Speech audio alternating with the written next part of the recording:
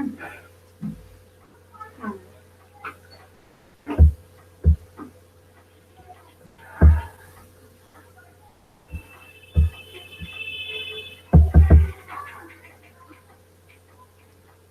बच्चे, वो क्वेश्चन आप लोग किए थे? अरे पैराबोला बेस्ड जो एक क्वेश्चन दिया था, फिगर में बना दिया था, और आप लोग से बोला था कि आप लोग ट्राई करना उसको। बोलिए।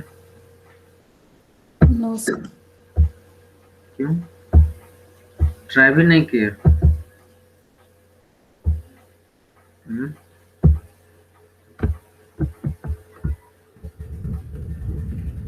ट्राई तो आप लोगों को करना चाहिए था। अरे नहीं होता होता।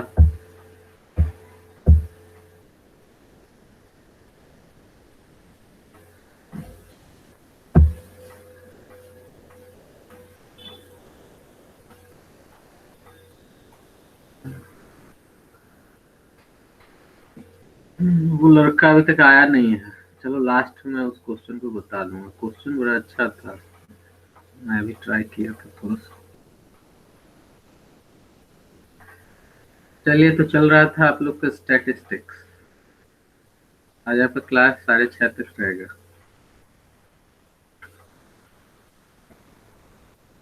इसमें आपको मीन डेविएशन के बारे में बताया गया था लास्ट क्लास में।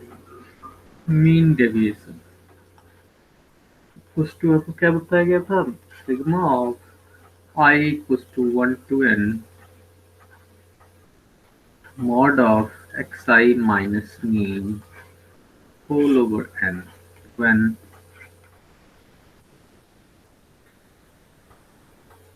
when data is ungrouped। नहीं, ये आपको पिछले क्लास में बताया गया था। फिर इसका एग्जाम्पल मैं आपको दिया था। आज है कि when data is grouped, when data is grouped, then अब डाटा जब ग्रुप्ड होगा तो निश्चित रूप से n की वैल्यू बहुत ज्यादा होगी। जब n बहुत ज्यादा होगी तो उसको फ्रीक्वेंसी में डिवाइड किया जाएगा, या फिर इंटरवल में उसको रखा जाएगा। जो भी होगा वो करना पड़ेगा। When data is grouped, then MD equals to sigma of I equals to 1 to sorry, I equals to 1 to n।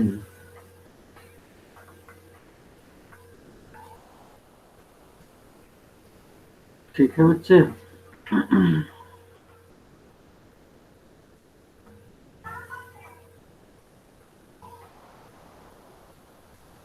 I equals to 1 to n fi frequency into mod of xi minus 1,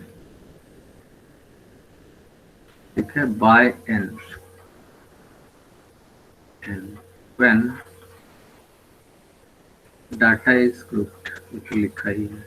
अब देखो, यहाँ जैसे mean हो सकता है, ऐसे ही median भी हो सकता है, ऐसे ही मोड भी हो सकता है।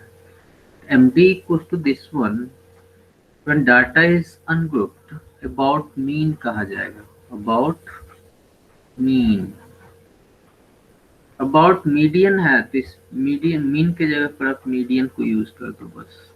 यहाँ भी आप मीन के जगह पर मीडियन को जो यूज कर दो, m लिख दो, और आपको कुछ नहीं करना। about mean, ठीक है बच्चे। या मोड भी हो सकता है, हालांकि आपसे पूछा जाता है आपका मीन के रिस्पेक्ट में ही, लेकिन कभी कभार अगर मीडियन के रिस्पेक्ट में पूछ दिया तो आपको फॉर्मूला में कोई चेंजिंग नहीं है।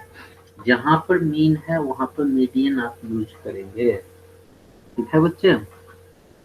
अब देखो, इसका एग्जाम्पल से आपको समझ में आ जाएगा। ठीक है? जैसे क्या है, sir I find the mean deviation about the mean of the following data. Question से आप समझ, find the mean deviation about the mean about the mean for the following data for the given data data क्या है? आपको दे दिया है class interval,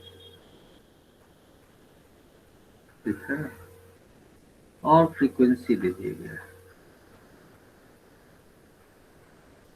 ठीक है, और आपको कुछ नहीं दिया। अब क्लास इंटरवल जो है वो 10 से 20, 20 से 30, 30 to 40, 40 to 50, 50 to 60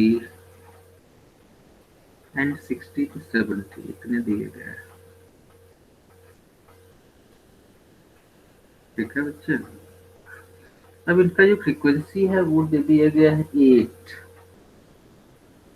10 to 20 के बीच 8, 6, 12, 5, 2, 7, ये दे दिया गया, ठीक है। इसको आप ऐड कर सकते हो, क्योंकि n तो आपका यही होगा, n इक्वल्स टू क्या हो जाएगा,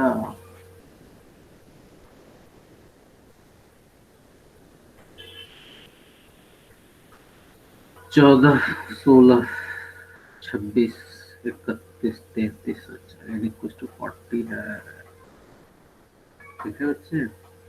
अब क्या है, इसके लिए तो मीन आपको चाहिए होगा, तो मीन के लिए x की जरूरत पड़ेगी नहीं, क्लास मार्क x, x निकाल लीजिए आप, x क्या हो जाएगा, 10 से 20, मतलब 20 10 30 बाई 2, 15 आ गया, ये 25 हो जाएगा, 35 हो जाएगा, 45 हो जाएगा, 55 हो जाएगा, और 65 हो जाएगा, ठीक है। अब आपको चाहिए मीन निकालना है, तो f इंटू एक्स भी निकालना होगा, है कि नहीं बच्चों। अब 15 8 जा 120, 25 6 जा 150, 350 और 70 हो जाएगा 420,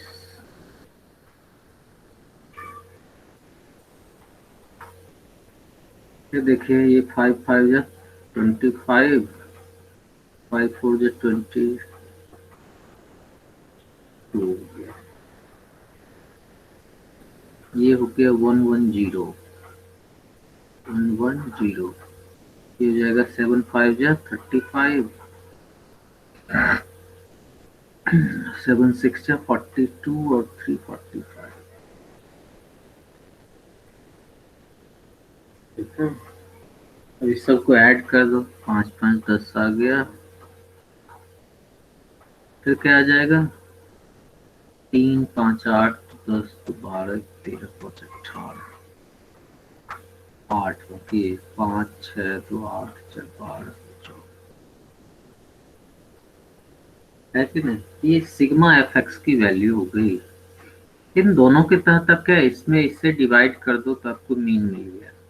अब जब मीन मिल जाएगा तब आपको क्या निकालना होगा, एक्स आई, तो यही है आपका x i minus mean, x i minus mean निकालना पड़ेगा। फिर इसका मॉड लेना पड़ेगा आपको, एक्स आई माइनस मीन का मॉड। आप साथ साथ भी कर सकते हो, कोई दिक्कत नहीं है।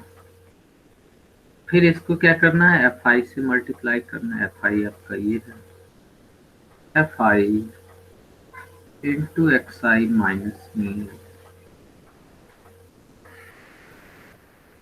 ये जब आपको मिल जाएगा, इसका जो सम आएगा, ये आपका जो आएगा दिस बाय एन, मतलब 40 तो मिलेगा। सबसे पहले तो आप मीन निकाल लीजिए, है कि नहीं, मीन इस वन इक्वल टू क्या हो जाएगा 1480 over 40, ये हो जाएगा 4 3 जा 12, 37. 37, गुड। 4 3 जा 12, 28, 4 7 37। अब 37 माइनस 15 बताइए कितना होगा? 22. पक्का ना? Minus 22। 25 minus 37 minus 12, -12. 35 minus 32 45 minus 37 8,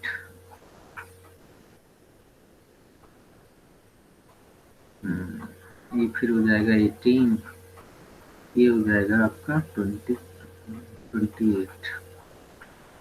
इसका मॉड लेंगे तो ये 22 आ जाएगा, ये 12 आ जाएगा, ये 2 आ जाएगा, ये 8 आ जाएगा, ये 3 आएगा, ये 28 आ गया। मतलब इसको आपको क्या करना है फ्रीक्वेंसी से मल्टीप्लाई करना है। 22 8 जा 176, फिर आया 6 इंटू 12 72, फिर आया 12 इंटू 2 24, फिर आया 5 इंटू 8 40, ठीक है। फिर आया 2 इंटू 18 36, फिर आया 7 इंटू 28 8 7 जो 56 196. 196। चलिए आपकी बात मान लेते हैं। अब सबको ऐड कर दीजिए 6 2 8 12 18 24 2 11 14 18 20 27 और 34 4 2 6 ये आ गया। तो बताओ आपका मीन डेविएशन क्या आ जाएगा बच्चे? दिस ओवर एन हो रहा है कि नहीं? मतलब 644 बाय 40, 4 से तो लग रहा है कट जाएगा। 16 1 बाय 10 हो जाएगा, तो क्या हो जाएगा 16 पॉइंट। बच्चे समझ बात आई? Yes sir. देख लो गलत तो नहीं है कहीं। सर 544. 544 Yes, होगा, sir. वही तो आंसर प्रूव कैसे आ गया? मुझे जोड़ना भी नहीं आता, देख लो। तब भी ये 4 से चला जाएगा। 4 1 जा 4, 4 3 जा हो जाएगा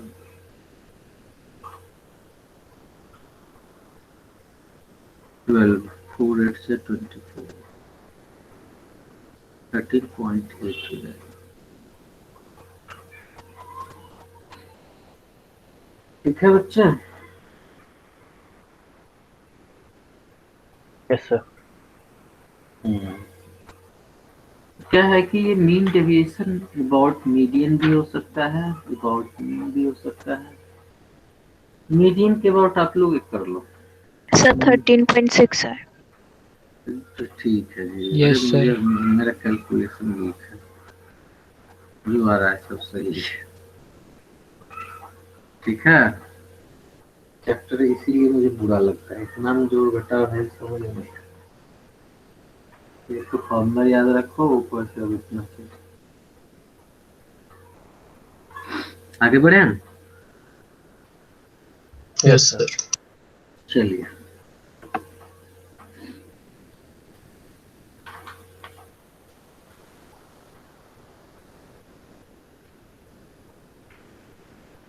लिखिए।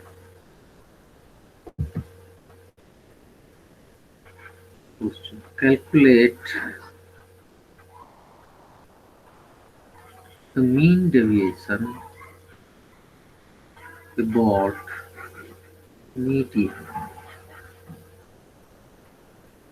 for the following data. याद रहे मीडियन निकालना है तो आपको कम्युलेटिव फ्रीक्वेंसी निकालना पड़ेगा और फिर फॉर्मूला भी आपको लिखाया जा चुका है, आप इतना देख लीजिए। आपके पास है क्लास इंटरवल दे दिया है,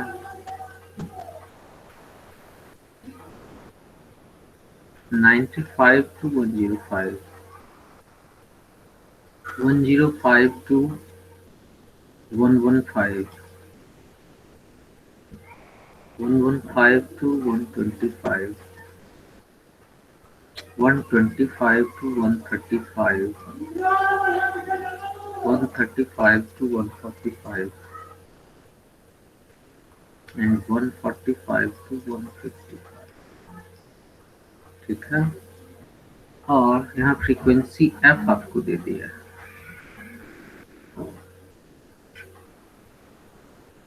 एफ क्या दिया है, 9, 13, 25,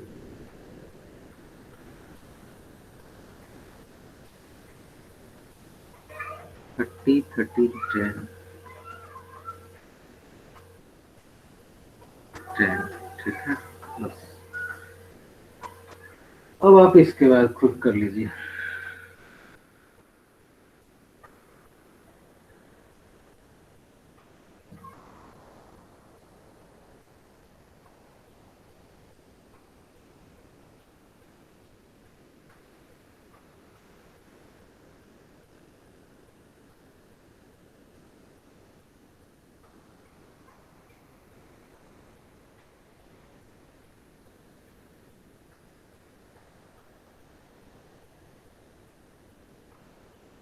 कीजिए।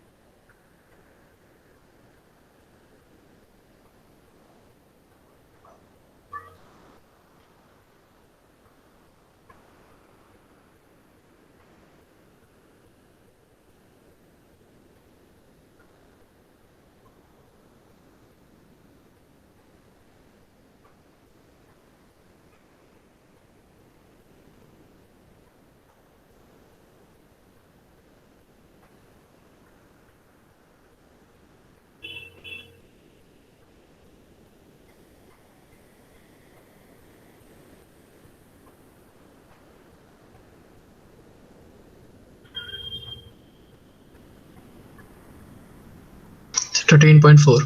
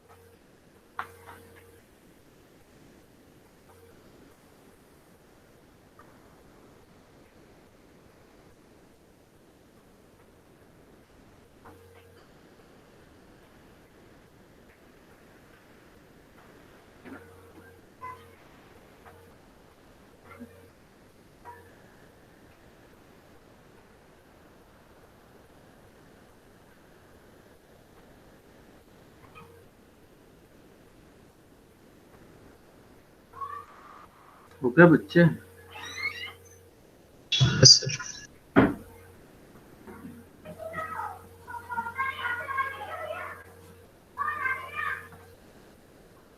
Say 11.4. 11.4।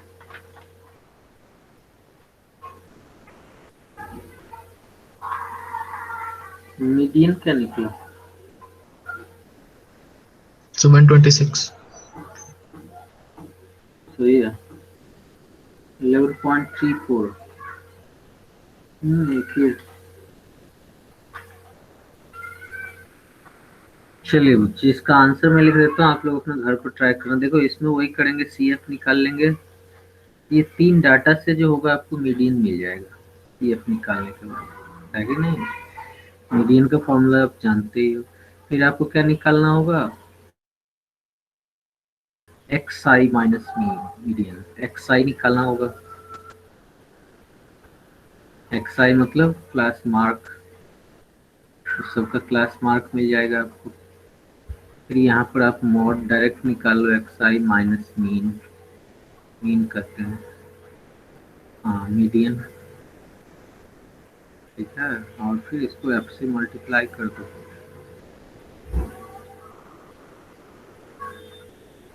Sir, done. चलिए गुड। बस इन सारे के टेबल्स को आप भर लो, आपको निकल जाएगा। यहाँ पे मीडियन की जो वैल्यू आ रही है, मीडियन आ रहा है 126, और मीन डेविएशन अबाउट मीडियन जो आ रहा है वो आपका आ रहा है, वो आ रहा है आपका 11.34। ठीक है बच्चे, इसको आप सॉल्व कर सकते हैं। इसके बाद देखो बच्चे, बताया गया आपको वेरिएंस, बढ़े आगे। Yes, sir. Yes, sir. Variance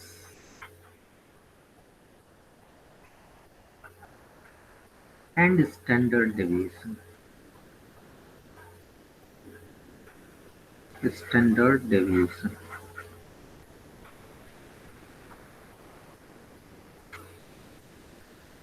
इसमें क्या है कि देखो इसको डिनोट किया जाता है सिग्मा स्क्वायर से, सिग्मा है ये। और स्टैंडर्ड डेविएशन को डिनोट किया जाता है, ST को डिनोट किया जाता है सिग्मा से।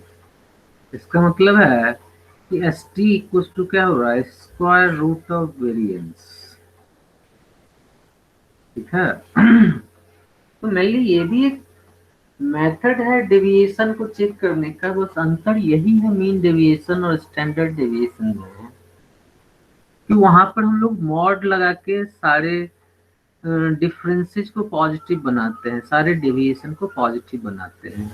और वेरिएंस के तहत क्या करते हैं कि जितने भी डेविएशंस आते हैं, जितने भी डिफरेंसेज आते हैं, उन डिफरेंसेज का वो स्क्वायर करके उसको पॉजिटिव बनाते हैं।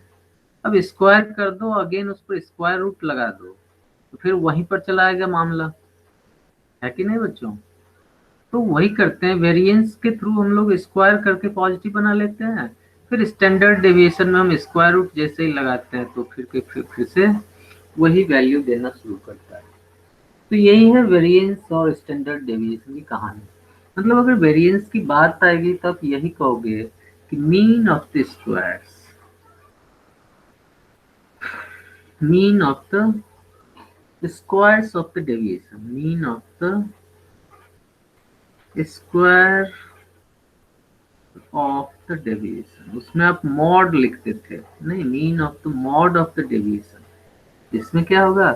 Mean of the square of the deviation.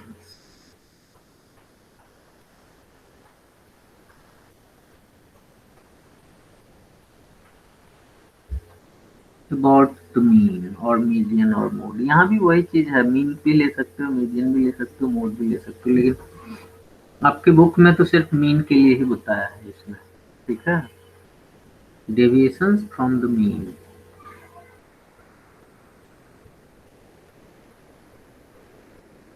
is called, it's called the variance,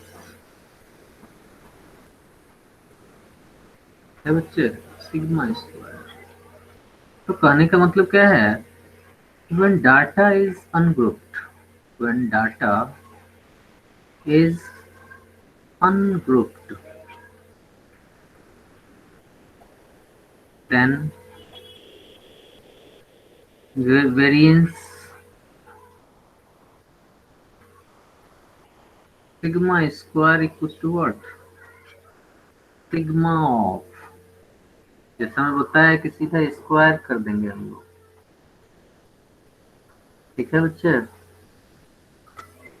x i minus mean whole square i equals to 1 to n whole by n, बस, ठीक है, कुछ नहीं किए। क्या है कि जितना भी है, मतलब वहां पर आप मॉड लगाते थे, यहाँ पर स्क्वायर कर दिया, और कुछ नहीं आपने किया। इसको दूसरे तरीके से भी लिखा जा सकता है, मान लो अगर थोड़ी देर के लिए इसको ब्रेक कर देते हो, एक तो फॉर्मूला आपका ये आ गया, ठीक है।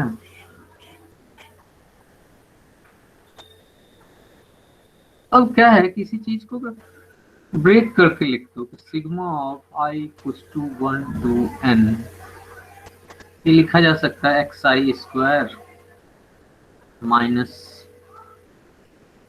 2xi into mean plus mean square by n, by n। अब देखो अलग अलग आप दोनों जगह क्या कर सकते हो, सिग्मा सब में लगा सकते हो, इसको आप लिख सकते हो sigma of i equals to 1 to n x I square by n है माइनस, अब देखो 2 और मीन तो कांस्टेंट है, आई जहां है वही ना वेरिएबल होगा, और तो सब कांस्टेंट ही होगा, इसको आप लिख सकते हो 2 इंटू मीन बाहर हो गया sigma of x i by n, ठीक है बच्चे, sigma of x i by n plus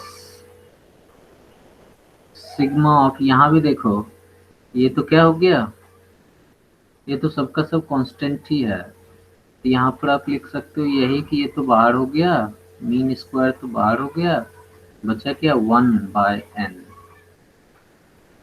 क्योंकि ये तो ऑलरेडी कांस्टेंट ही है, ठीक है। अब देखो इसको तो अब एच इट इज लिख दोगे I equals to 1 to n x I square by n, ये कुछ नहीं है।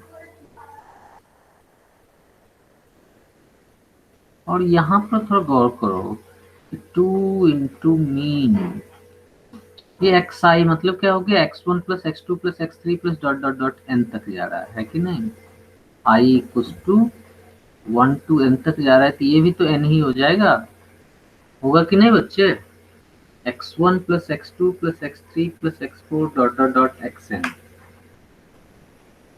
बाय n है, तो बताओ ये पूरा का पूरा एक मीन को है ना डिनोट किया, यस सर। तो मतलब इसके बदले आप लिख सकते हो मीन, लिख सकते हो कि नहीं। Yes sir. और Yes, यहाँ sir. पर देखो ये 1 plus 1 plus 1 plus 1 n times है, तो ये भी n हो जाएगा, तो n बाय n ये कैंसिल हो गया, तो बचेगा क्या, सिर्फ और सिर्फ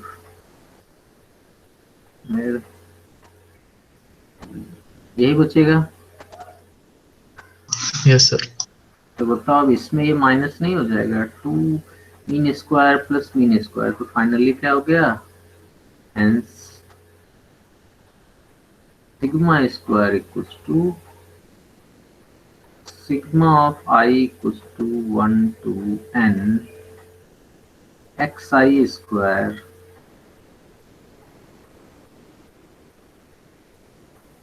बाय n माइनस माइनस हो जाएगा -2 + 1 माइनस मीन स्क्वायर,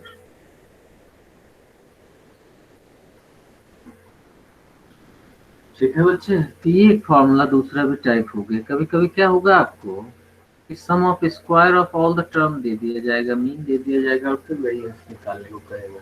तो आपको ये चीज यूज करने हैं। ठीक है बच्चे,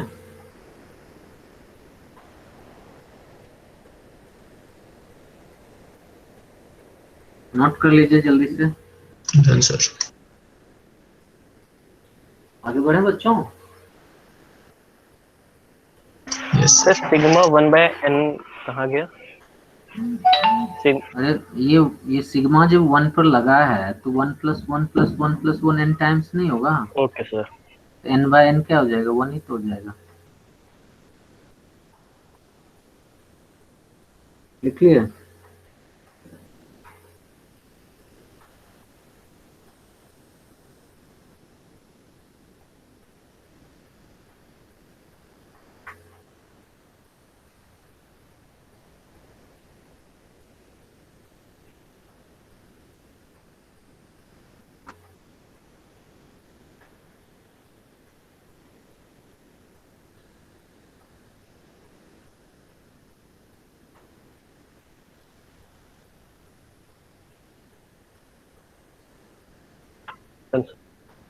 चलिए,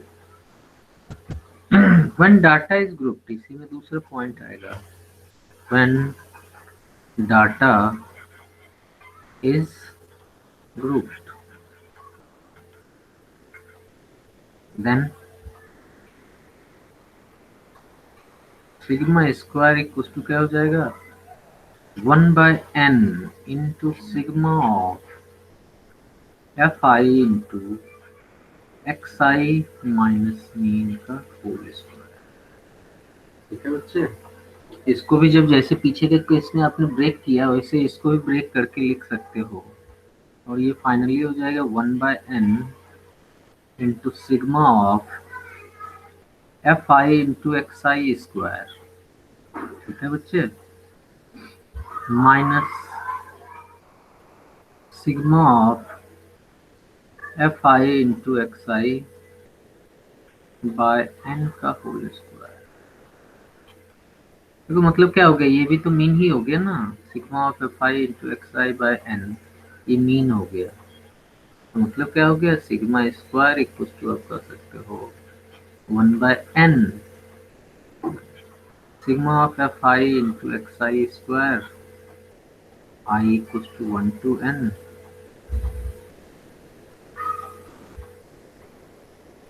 माइनस मीन का square.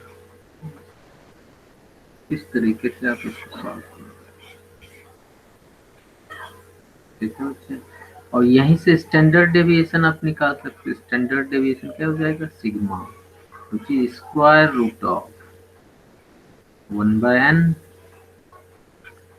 sigma of I equals to 1 to n fi xi square minus mean whole square।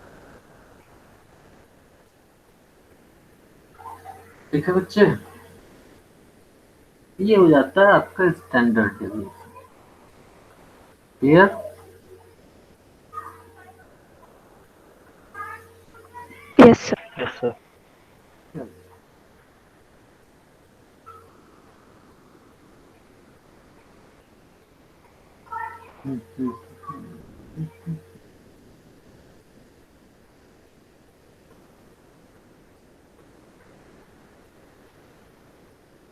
इस पे एक क्वेश्चन कर लेते हैं, नोट कर लिया? सर स्टैंडर्ड डेविएशन और मीन डेविएशन की वैल्यूज तो अलग अलग आएंगी ना? हाँ जी, वैल्यू तो अलग ही आएंगी, दोनों की वैल्यू अलग आएगी, लेकिन दोनों में लिटिल बिट डिफरेंस आएगा बस। जैसे मीन मीडियन मोड में आता था डिफरेंस बहुत कम। ठीक है,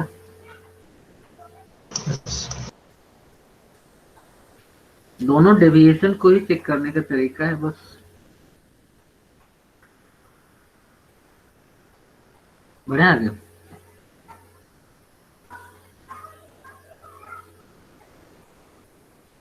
यस सर।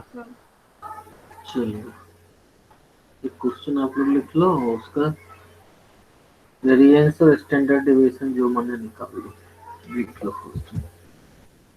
क्वेश्चन है calculate mean variance and standard deviation of the following. Calculate the mean variance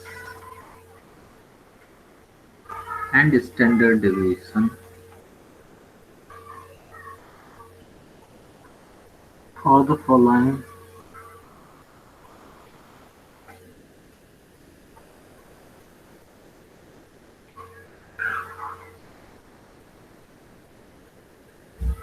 frequency distribution। ठीक है, एक तरफ तो आपको क्लास दे दिया है और फिर आपका फ्रीक्वेंसी दे दिया है।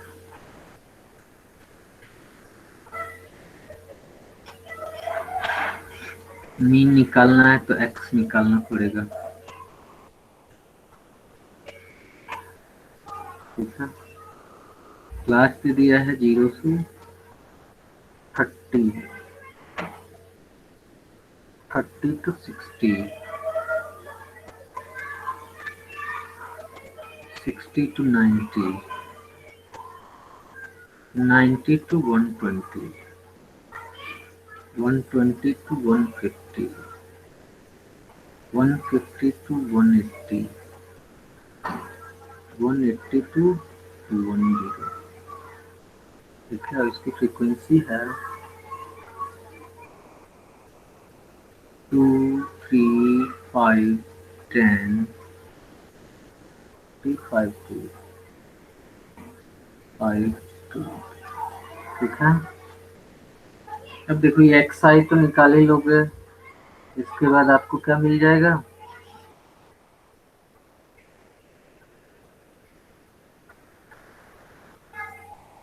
अब चाहिए मीन तो मिल गया, वेरिएंस चाहिए तो वेरिएंस के लिए क्या चाहिए होगा, एक्स आई माइनस मीन। सबसे पहले एक्स आई माइनस मीन चाहिए, ये जब मिल जाएगा तो इसको आप मल्टीप्लाई का एक्स आई माइनस मीन का होल स्क्वायर चाहिए, है कि नहीं। ये भी जब मिल जाएगा तब आपको चाहिए f i into x i minus mean whole square, और तब जाके आपकी कहानी खत्म होती है। यहाँ देखो 5, 5, 10, 20, 23, 30 है। बना लीजिए जल्दी से।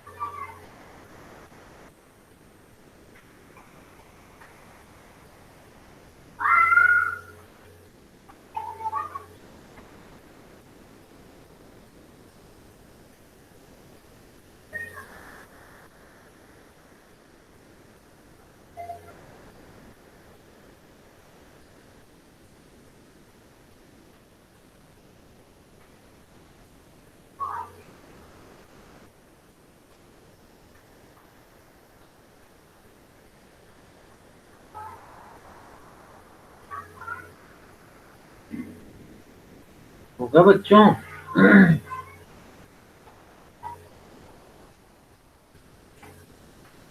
एक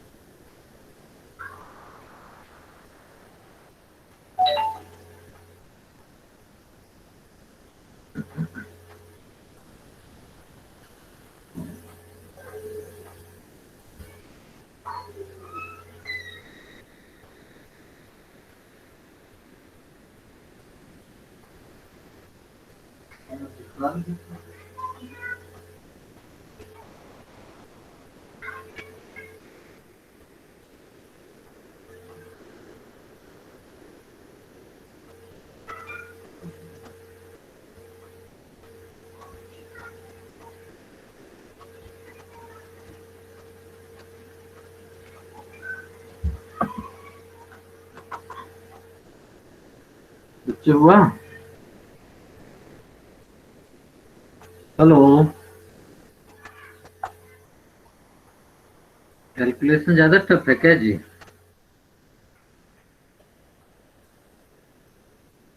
हेलो,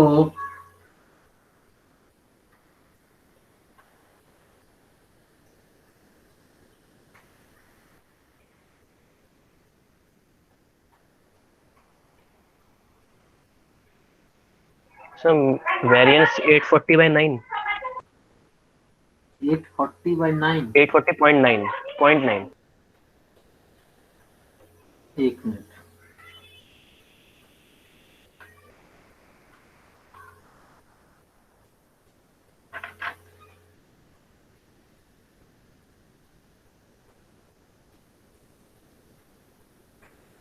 वेरिएंस तो है जी 2276।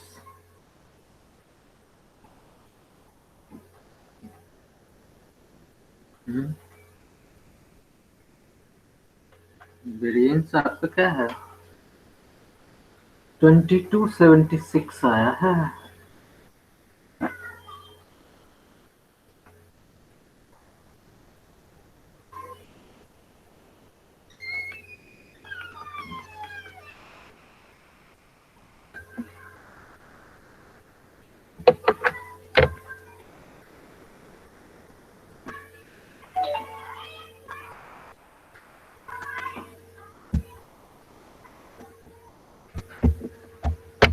स्टैंडर्ड डेविएशन आएगा पॉइंट में, लेकिन मीन डेविएशन सॉरी ये तो आएगा।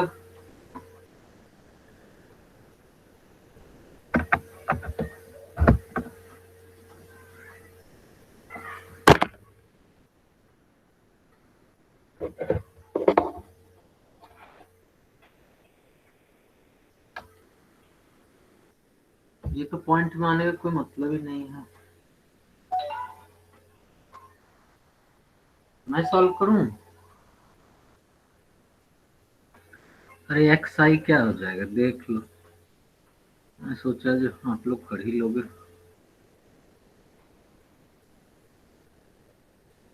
एक्स आई हो गया 15, 45, 65, 75, 105,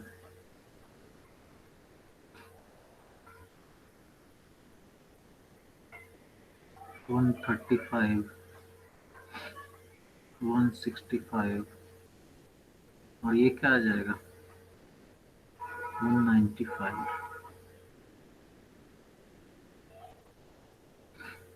अब एक्स आई माइनस मीन निकालना पड़ेगा। ओहो, एक टेबल तो छोड़ ही दिए, इसको मल्टीप्लाई भी तो करना होगा, एफ इंटू एक्स भी तो निकालना होगा बच्चे, तभी तो मीन मिलेगा।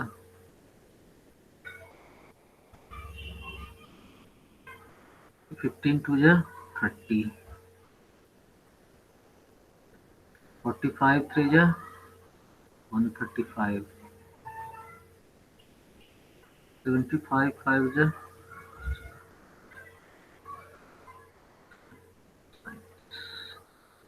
375, ये तो हो जाएगा 1050, 50 3 हो जाएगा 15, 405, 3 हो गया 135 3 जा 15, ये तो लिख ही दिया।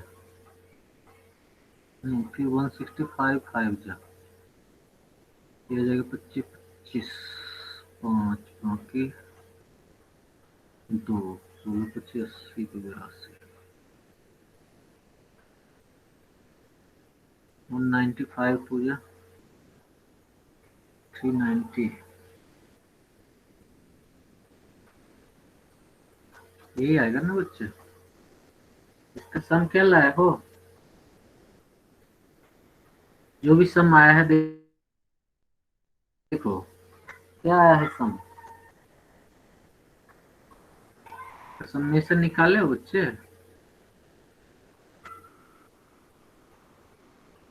कुछ उल्टा ही नहीं, मीन देखो डायरेक्ट में लिख देता हूँ, मीन इक्वल टू जो आ रहा है sigma F x by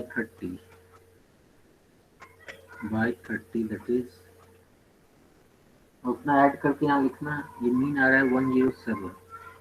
sir आ गया। सर ऐड करके 3210 आएगा। 3210, चलिए 3210 बाई 30, हाँ सही है 107 आ रहा है। अब ये टेबल और वेरिएंस क्या निकला है बच्चे, हेलो, अभी जो आंसर आपने जो जिसने कहा कि हो गया है डन सर, उनका वेरिएंस क्या आया है। अब देखो 15 माइनस 107 कितना हो जाएगा 92, कैलकुलेशन ही बड़ा है इसका। 45 माइनस 107, 30 माइनस कर दो तो ये आ जाएगा -62, फिर 30 माइनस कर दो तो ये आ जाएगा -32, फिर 30 माइनस हो जाएगा -2, फिर 135 में 7, 28 हो जाएगा ये, नहीं फिर 58 आ जाएगा, फिर 88 आ जाएगा। अब इसका स्क्वायर 2 टू जा 4, 18 36 6 3 81 3, ये आया इसका स्क्वायर 2 टू जा 4, 12 24 4 बाकी 2 36 38, फिर 2 टू जा 4, 12 2 बाकी 1, 9 10, ये सबसे आसान है 4, 8 8 या 64, 8 में 16 32 34, 8 बाकी 3, 4 3 7, 58, 4 बाकी 6, 8 40 89 6 86 6 बाकी 8 25 8 33 फिर 88 स्क्वायर 64 4 बाकी 6 64 गुना 128 6 134 13 64 प्लस 74 370। ठीक है बच्चे, अब इसको फिर से आप 5 से मल्टीप्लाई करो। यही सब तो कैलकुलेशन है। 4 गुना 8 4 गुना 12 4 गुना 8 9। बच्चे आप लोग कर नहीं रहे हो क्या जी? सब मेरे ऊपर छोड़ दिए हो। फिर इसको 3 से करेंगे। 4 के 12 2 बाकी 12 13 1 बाकी 24 21 2 3 9 2 11। ठीक है, फिर 5 से इसको करेंगे।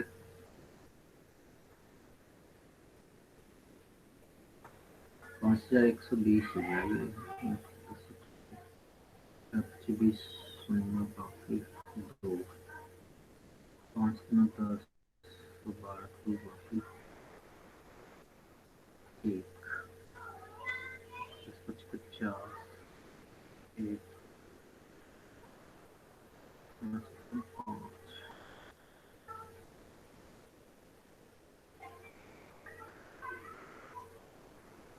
10 4 जा 40।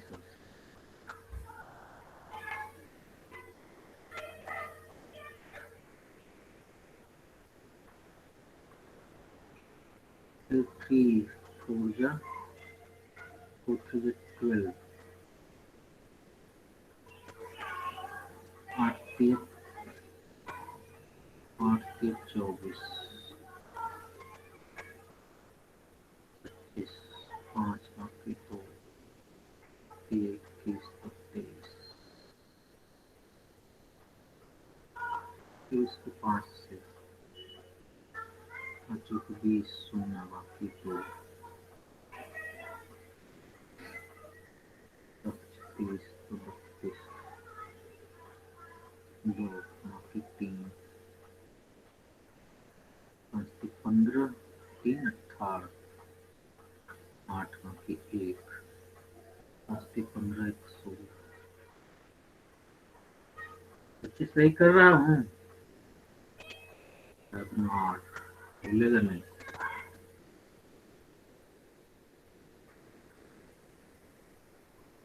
और 14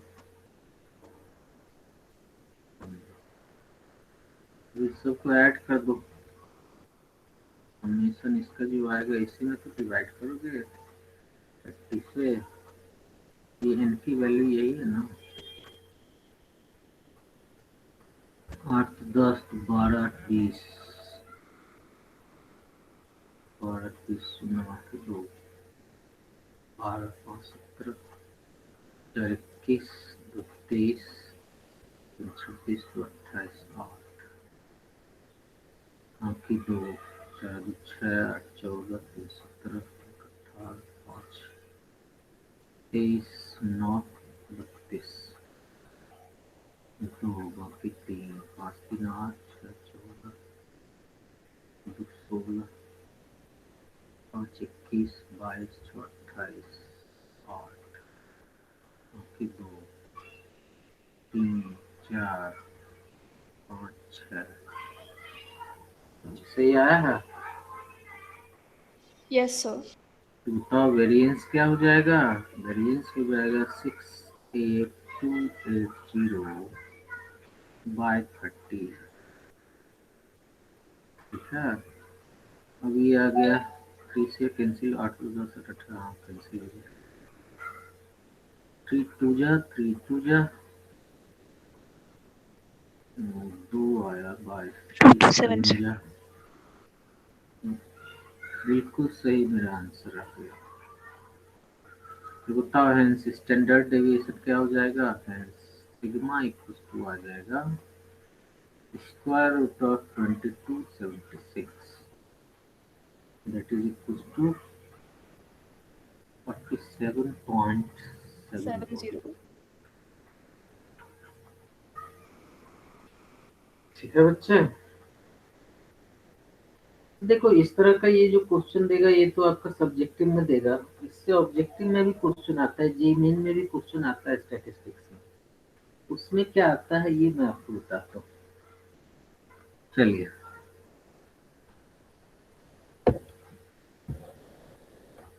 बच्चे आप लोग लिख लिए हो ना? हेलो। Yes sir. चलिए अब देखिए ऑब्जेक्टिव टाइप जो क्वेश्चन होगा उसमें क्या कैसे आएगा, ये आप लोग मिसलेनियस जब खोलोगे एनसीईआरटी का तो उसमें भी दिया हुआ है कुछ इस तरह से क्वेश्चन, उसको हम लोग गौर करते हैं। जैसे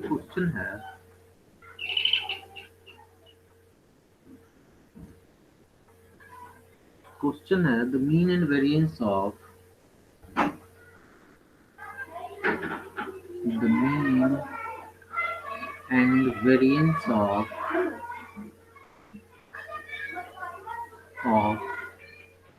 7 observations. 7 observations are 8 and 16 respectively. 8 and 16 actively.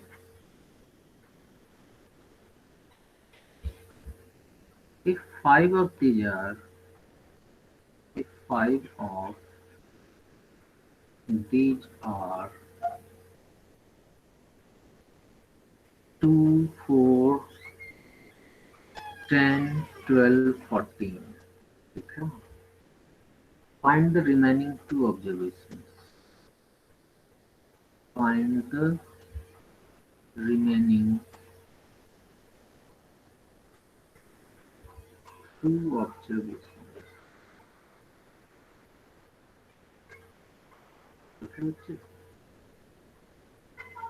बच्चे दो ऑब्जर्वेशन को कैसे निकालेंगे जबकि मीन दे दिया है और ये दे दिया है, तो मीन के तहत तो देखो ये अनग्रुप डाटा है, ये तो क्लियर है।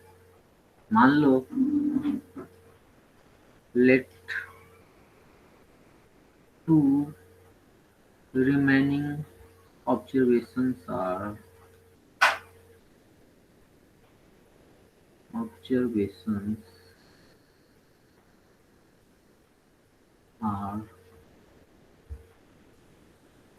x and y।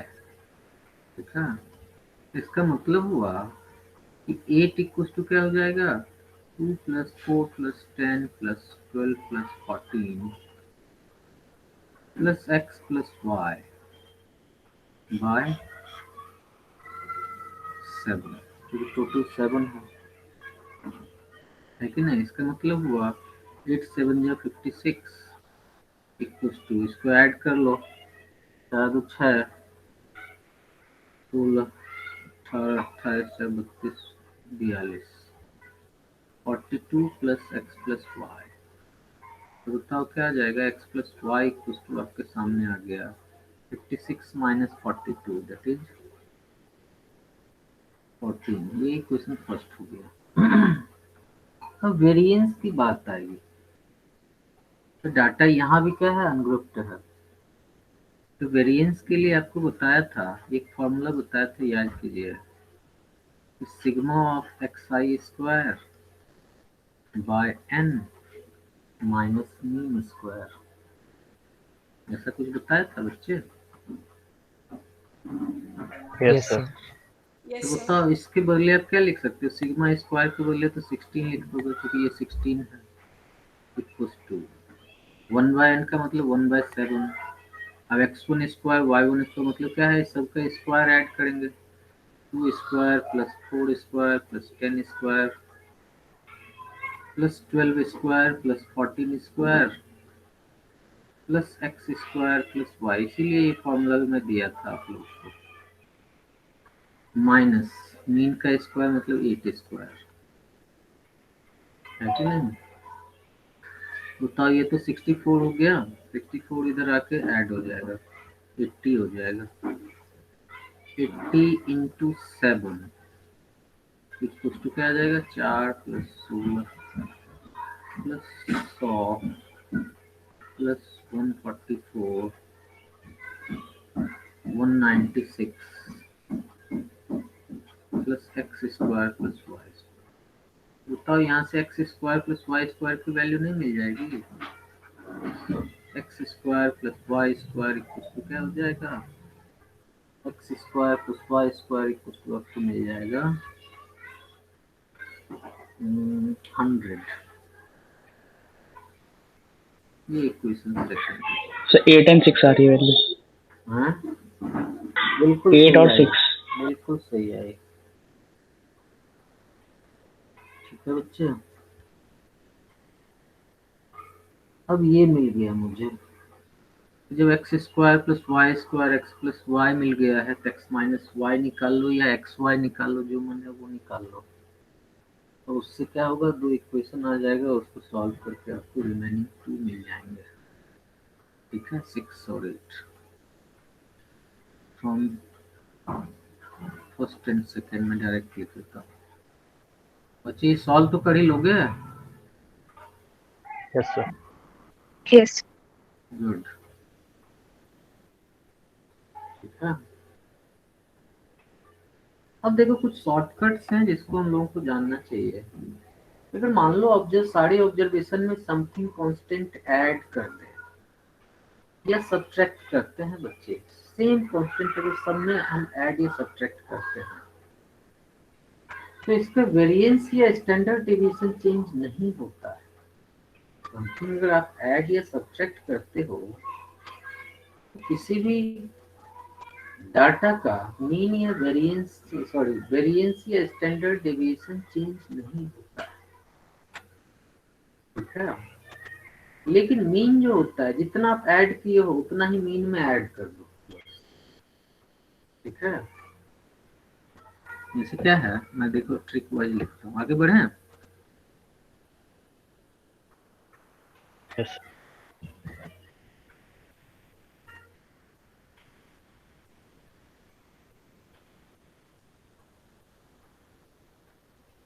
If any constant C is added to all the observations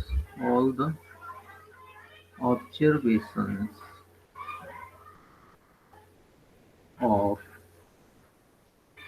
given data, then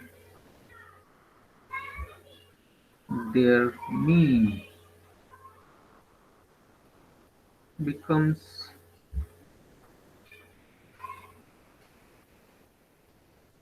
plus C। ठीक है, जो ओरिजिनल है उसमें क्या कर रहे हो, C ऐड कर देते हो, and their variance or standard deviation remains unchanged। ठीक है बच्चे, पहला इसी तरह से सब्ट्रैक्शन में भी होगा। If any constant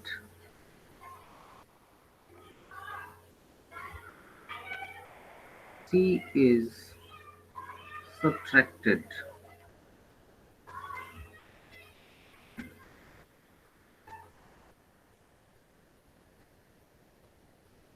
from all the observations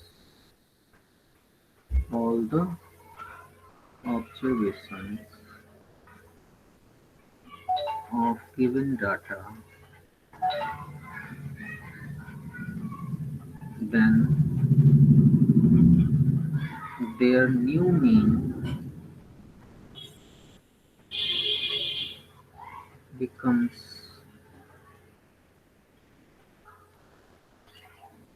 minus C। ठीक है, but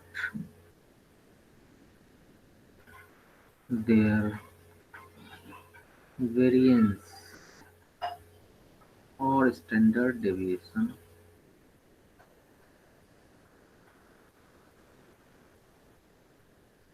remain unchanged.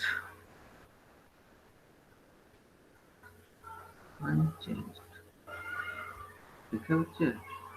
फिर इसी तरह से है, if any constant c is multiplied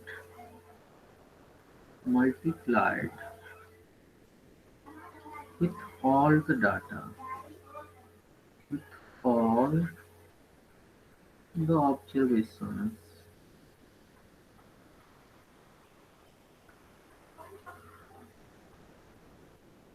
of given data,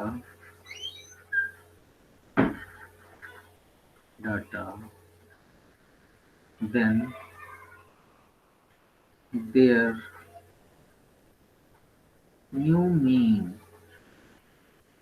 becomes c into older mean, ठीक है, and new variation or variance becomes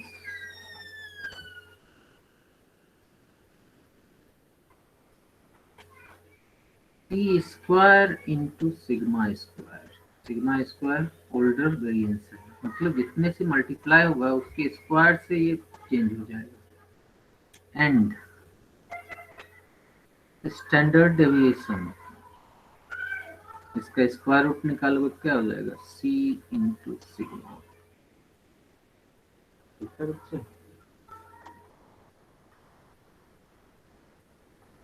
multiply है तो डिवाइड का तो आप समझ ही गए हो गया तो, ठीक है, तो उसके स्क्वायर से डिवाइड हो जाएगा और उससे हाँ बस एसजी में वो वो डिवाइड। मल्टीपल ही तो कहलाएगा, बस जीरो नहीं होना चाहिए बस। Yes sir. यहाँ भी c की वैल्यू जीरो नहीं होना चाहिए, where c should not be equal to zero लिख ही लो, नहीं तो कहोगे बाद में where c is not equal to zero। ठीक है,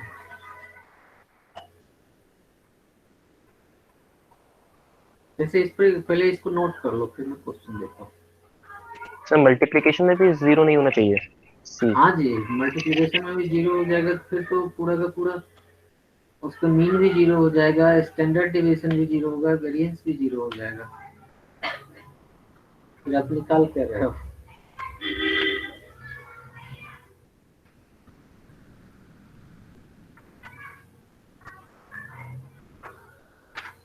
समझे? Yes sir. सर हाँ बोलिए। सर डिवीजन में डिवाइड हो जाएगा ना? हाँ जी हाँ जी, ओके सर। तो c टाइम्स है तो 1/c टाइम्स तो कहलाएगा, ओके।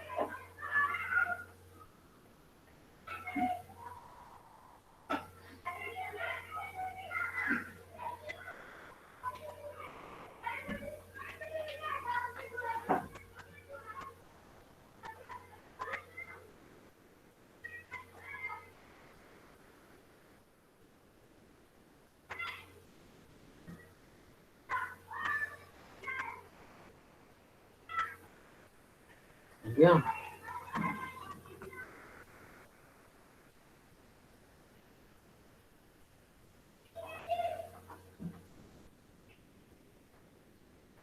Yes sir. चलिए देखिए, इस पर क्वेश्चन जो हम लिखेंगे, क्वेश्चन जैसे किस तरह का आएगा, आ जाएगा the mean and variance of the mean and variance of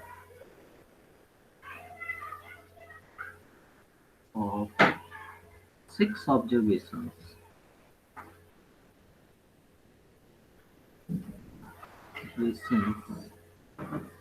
are 8 and 16 respectively, 16 respectively. If each observation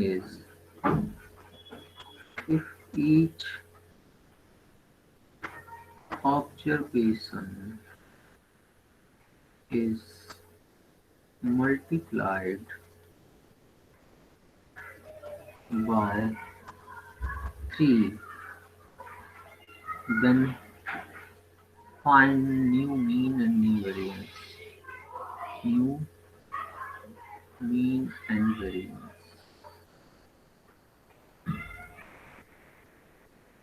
ठीक है बच्चे, तो बता नहीं सकते हो मीन क्या हो जाएगा? 24. बस 24. New mean equals to P into 8 that is 24 और न्यू वेरिएंस क्या हो जाएगा?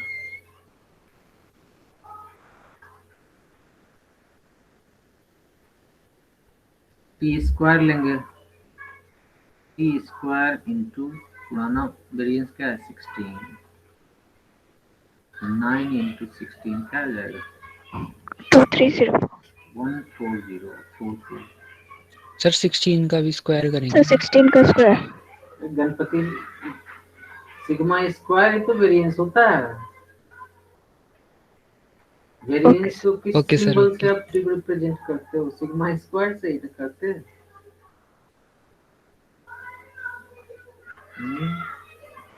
सिग्मा से तो होता है स्टैंडर्ड डेविएशन ना।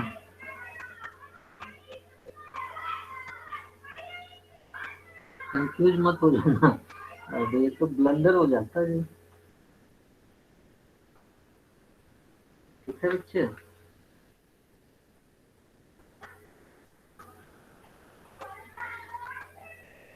देखो इसके बाद नेक्स्ट टॉपिक जो आया है इसमें आया है कोएफिशिएंट ऑफ वेरिएशन।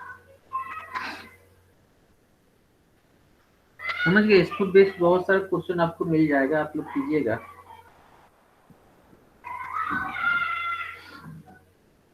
फिर आएगा कोएफिशिएंट ऑफ वेरिएशन।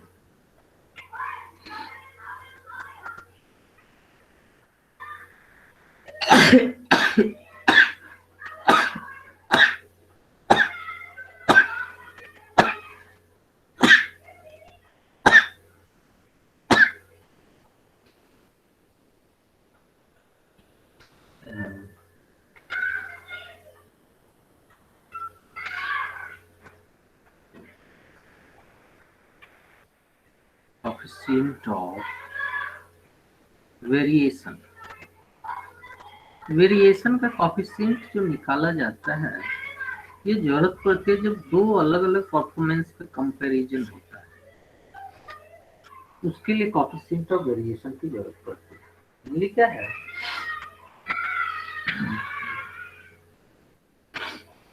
वेरिएशन का मतलब क्या होता है? डेली लाइफ में वेरिएशन का मतलब यही हुआ कि जिसकी कंसिस्टेंसी बहुत कम होगी उसमें वेरिएशन बहुत ज्यादा होगा, है कि नहीं? अब दो अलग अलग बैट्समैन के स्कोर का कंपैरिजन होगा, आप ये देखोगे कि कंसिस्टेंट कौन ज्यादा है। जो कंसिस्टेंट ज्यादा होगा उसमें वेरिएशन कम होगा और इस कारण से उसका एवरेज जो होगा ज्यादा होगा। ठीक है बच्चे,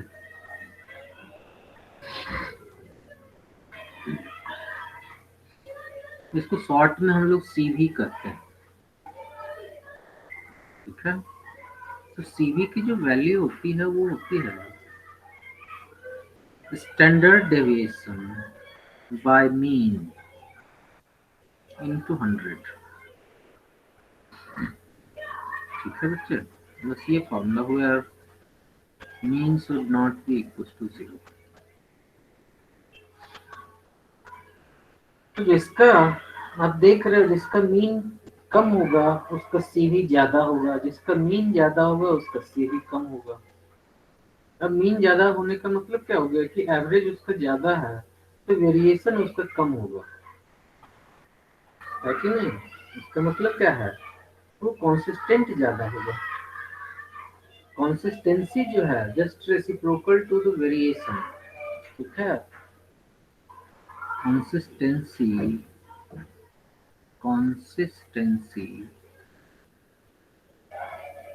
is inversely proportional to the variation।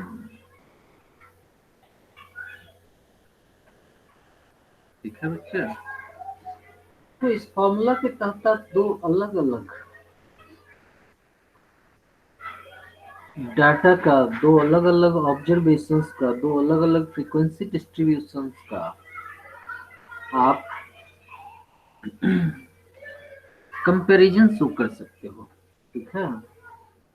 अब मान लो दो अलग अलग का, अब दूसरा चीज क्या है कि जिसका स्टैंडर्ड डेविएशन ज्यादा होगा उसका वेरिएशन भी ज्यादा होगा, जिसका स्टैंडर्ड डेविएशन कम होगा उसका वेरिएशन भी कम होगा। ठीक है। मान लो दो अलग अलग डाटा का, दो अलग अलग फ्रीक्वेंसी डिस्ट्रीब्यूशन का अगर मीन सेम है बट स्टैंडर्ड डेविएशन डिफरेंट है, तो जिसका स्टैंडर्ड डेविएशन ज्यादा होगा उसका सी भी ज्यादा होगा। ठीक है बच्चे, लिख ही लो। If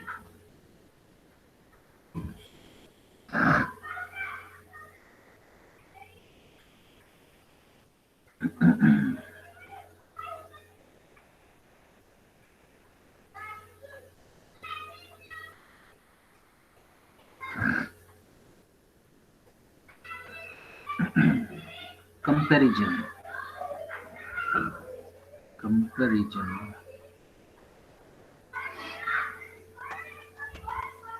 of two frequency distributions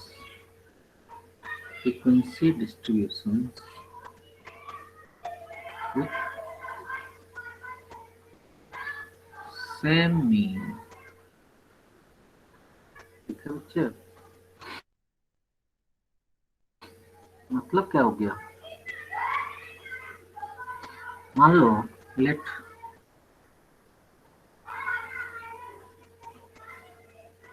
their standard deviations are sigma 1 and sigma 2। ठीक है। देन सी भी 1 इक्वल टू हो जाएगा सिग्मा 1 बाय मीन इंटू 100%। ये 100 लगा के आप क्या कर रहे हो? परसेंटेज वाइज निकाल रहे हो। सी भी 2 क्या हो जाएगा? सी भी 2 सिग्मा 2 बाय मीन इंटू 100%। क्या हो जाएगा? अब अगर इसका रेशियो आप देखिए, सी वी 1 बाय सी वी 2 आप देखोगे, ये आपको सीधा मिल जाएगा सिग्मा 1 बाय सिग्मा 2। ठीक है बच्चे,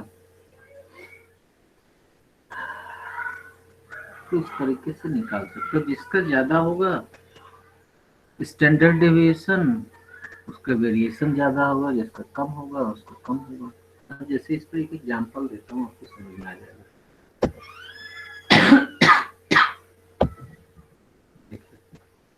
चलिए नेक्स्ट पेज। यस अब जैसे क्या है, एग्जांपल से समझ लोगे। द फॉलोइंग रिजल्ट्स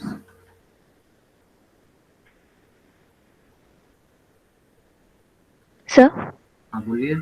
सर एक बार लास्ट पेज दिखा दो। लीजिए, ओके सर। हो गया। देखिए, the following results show the number of workers and the wages। The number of workers and their wages। wages समझते हो ना? यस जो उनको पगार मिलता है वो। paid to them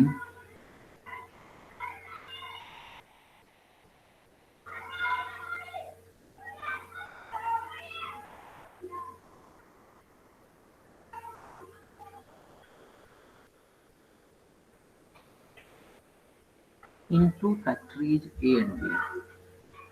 Into factories.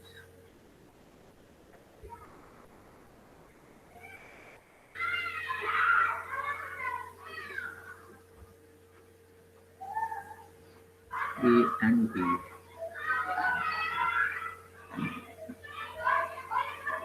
Factory हो गया,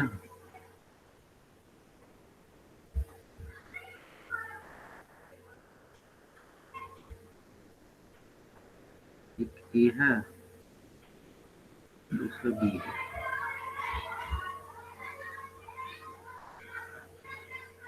ठीक है, नंबर ऑफ वर्कर्स,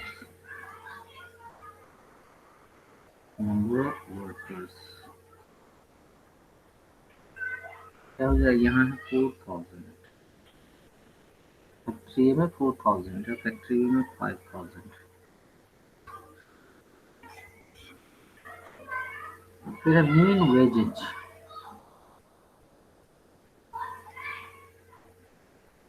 मतलब एवरेज जो इनका तनख्वाह है वो देखा जा रहा है। वेजेज इसमें है ₹3500 और इसमें है ₹3500।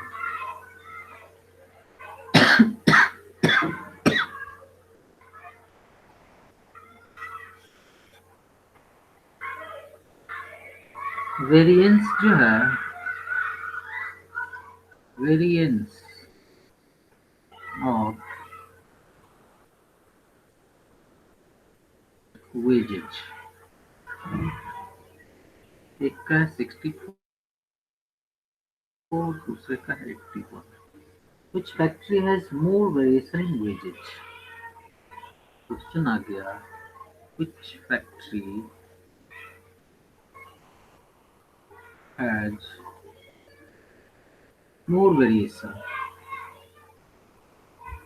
more variation in wages? अब देख के ही बता सकते हो, जिसका ज्यादा है वेरिएंस उसका वेरिएशन ज्यादा होगा। सिग्मा की वैल्यू अगर निकालते हो तो सिग्मा 1 हो जाएगा, सिग्मा ए हो जाएगा 8 और सिग्मा बी हो जाएगा 9। ऑब्वियस है, फैक्ट्री बी जो है उसमें ज्यादा वेरिएशन है, इसका मतलब है कि फैक्ट्री ए कॉन्सिस्टेंट ज्यादा है। अच्छा ये बताओ, इसके हिसाब से किस फैक्ट्री को ज्वाइन करना चाहिए वर्कर को, अगर दोनों में अपॉर्चुनिटी है तो? ज्यादा कंसिस्टेंसी ज्यादा हो। हाँ, तो ए में ज्वाइन करना चाहिए, है कि नहीं? Yes sir. Yes sir. उसमें निकालना, बाहर होना, ये वो 81 तभी तो हुआ है। ठीक है, मतलब क्या हो जाएगा, hence sigma b is greater than sigma a, hence factory b has more variation।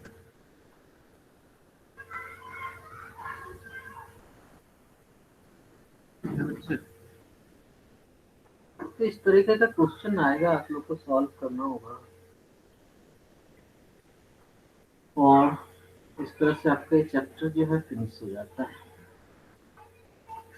इतना चाहिए सारा चीज प्रोबेबिलिटी में भी दिया गया है, ठीक है बच्चा। लेकिन प्रोबेबिलिटी आपको वेट करना होगा 12 तक का, 12 के प्रोबेबिलिटी में दिया है, 11 की प्रोबेबिलिटी में ऐसा कुछ नहीं है, समझ रहे हो बच्चे? Yes sir. ये बताइए, वो बच्चा आप ज्वाइन कर लिया कि नहीं, थोड़ा सा देख ले, जो उसने वो क्वेश्चन पूछा था। यस सर है वो। नाम ही नहीं, गौरव सर नाम। सर पैराबोला वाला हो हाँ जी। गया था सर, हाँ हो गया था। अच्छा, हो गया था, बताने की जरूरत है या नहीं है? नहीं सर, हो जाएगा। हो गया था। उसमें देखो, जो बच्चे नहीं किए हो उनके लिए उसमें दो बड़ा इम्पोर्टेंट चीज था जो हम लोग को जानना चाहिए था। मैं देखो नेक्स्ट पेज पर लिख देता हूँ, बड़ा अच्छा अच्छा था कॉन्सेप्ट उसका। Directrix for parabola. Sir image से होगा ना? हाँ जी, हाँ जी। ये मैं जिस समय पैराबोला बता रहा था उसमें पता नहीं भूल कैसे गया मैं कि the image or reflection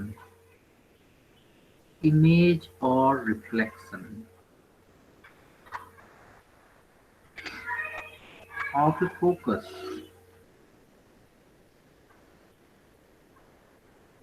with respect to any tangent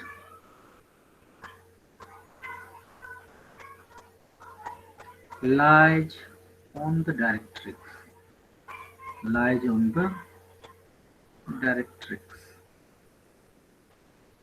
समझिए, ये बड़ा इंपॉर्टेंट चीज था उसमें।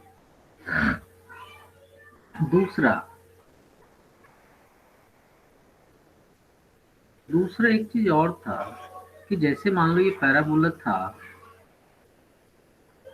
इस पर आप अगर नॉर्मल ड्रॉ करते हो,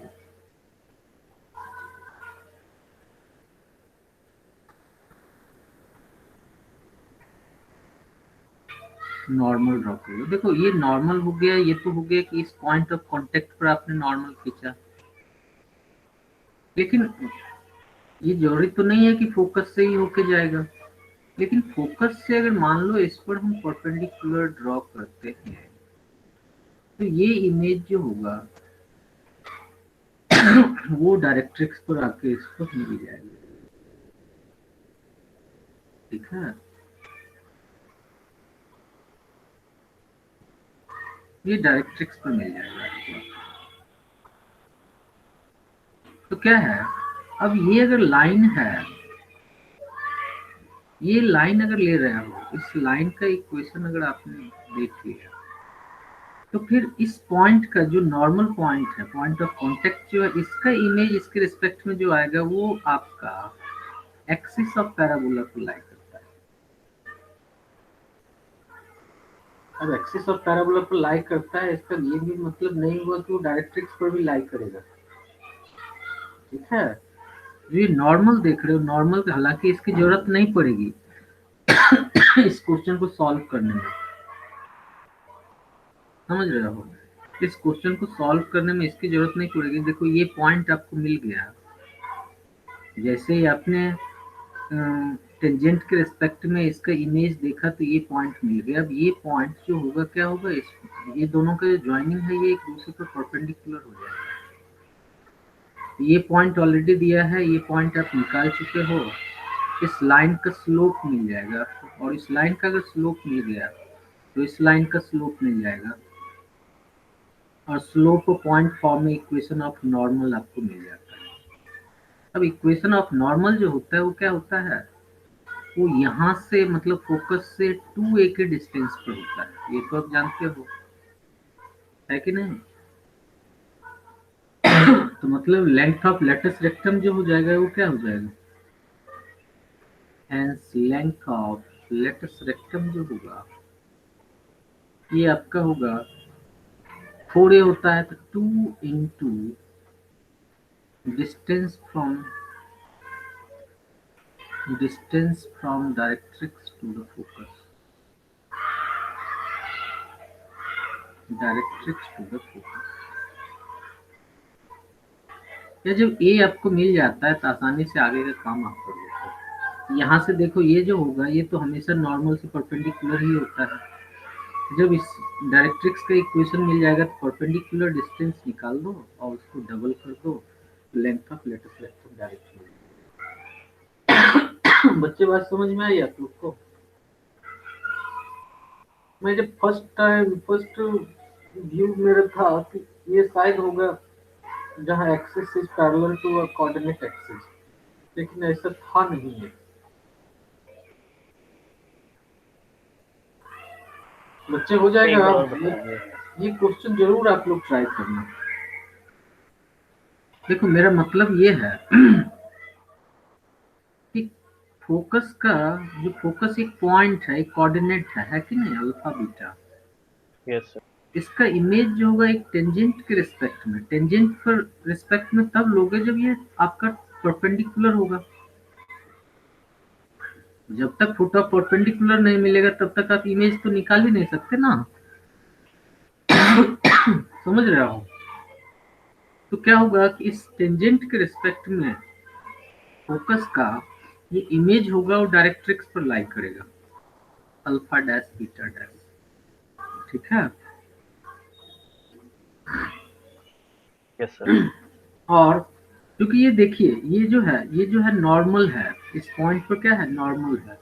ये कहीं यहाँ से जो लाइन ड्रॉ होगा, ये फिगर से आपको पता नहीं चल रहा है, आप अपने कॉपी पर खींचोगे पता चलेगा। ये लाइन जो है आपका क्या होगा, इस डायरेक्ट्रिक्स पर आके परपेंडिकुलर हो जाता है जब इस नॉर्मल को यहाँ से ज्वाइन करते हो। तो क्या है, क्योंकि ये भी तो नॉर्मल ही है।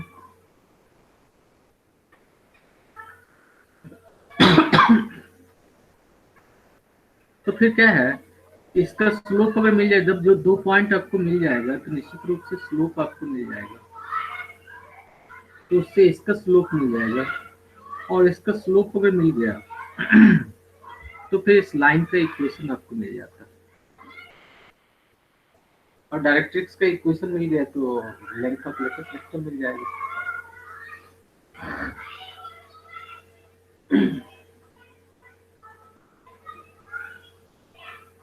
आप लोग ट्राई करना, नहीं होगा तो फिर पूछ लेना। लेकिन जरूर ट्राई करना।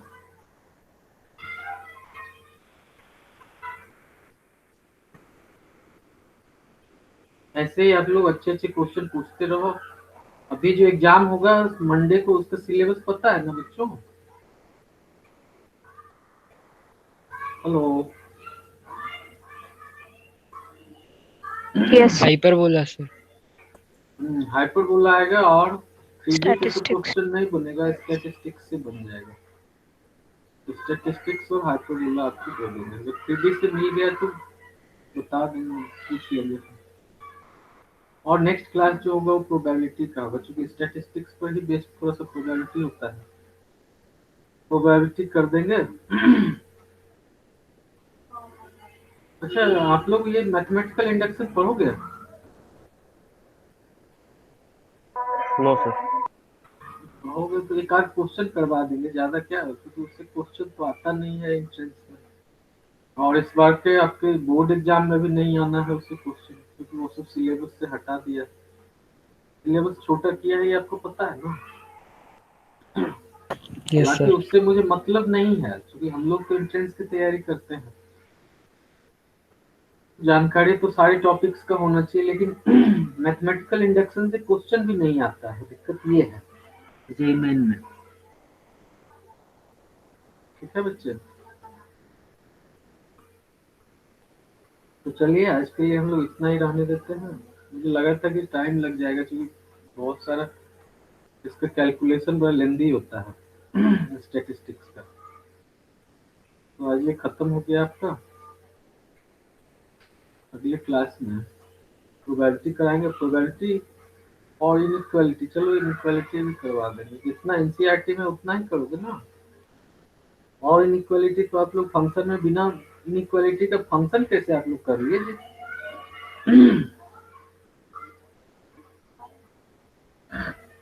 बताओ। अगर इनइक्वालिटी का नॉलेज नहीं होगा, मॉडुलस का नॉलेज नहीं होगा, तो फंक्शन कैसे आप लोग डील किए, बताइए।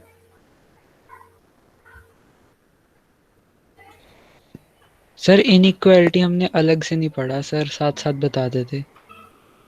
मतलब अलग से मैं जो बुक में है एनसीईआरटी है वही ना बता दूं, और तो सारा आप जानते ही होंगे।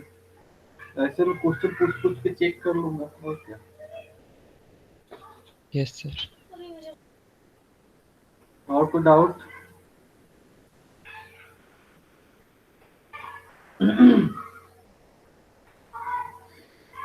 चलिए आज रहने देते हैं यहीं पर, मिलते हैं।